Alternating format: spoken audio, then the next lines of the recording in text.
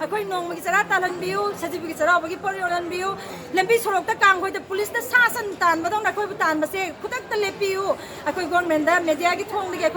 ako'y appeal tawjeri me am bukan biu, ako'y husi PM Savani digi loan chu thibe ngamde imung gi sa gi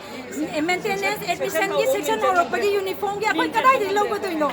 Ako'y tasing street vendor singjidi ako'y income je mafam je generate tawjebani ako'y kanaso ako'y gi local da MLA da ako'y gi leite bagi hak to BPL gi phangdra baso ako'y saute pidra baso ako'y mafam sina de ako'y hingi ako'y gi income generate mafam je tawjebani le mafam sida noi ako'y de hen wa ba me am ju leite banate adu ko heta